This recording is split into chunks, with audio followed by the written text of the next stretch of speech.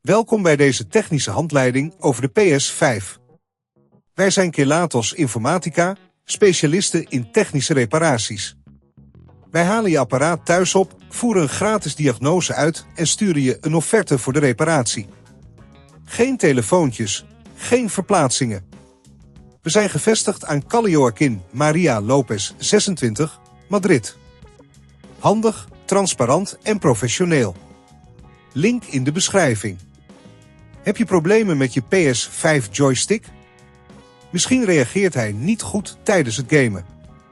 Dit kan komen door slijtage van de joystick of een probleem met de interne verbinding.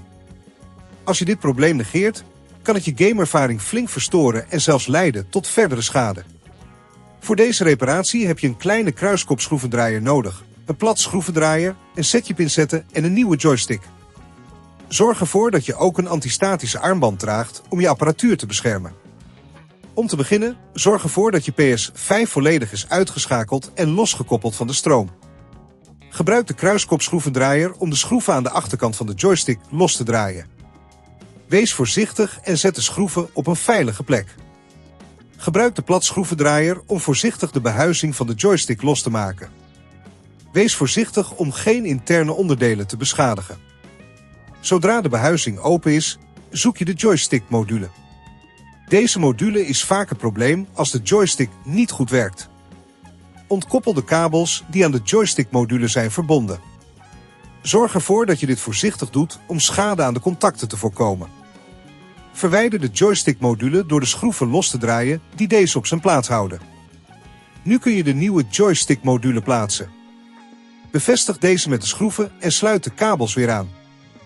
Zorg ervoor dat alles goed vastzit. Als je op dit punt merkt dat het te ingewikkeld wordt, onthoud dan dat wij bij Kelatos je apparaat thuis ophalen en het gerepareerd terugsturen. Sluit de behuizing van de joystick en draai de schroeven aan de achterkant weer vast. Controleer of alles goed is vastgemaakt en of er geen losse onderdelen zijn.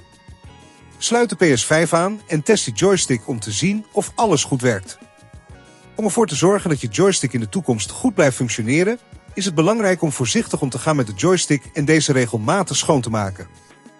Vermijd ook overmatige druk tijdens het gamen.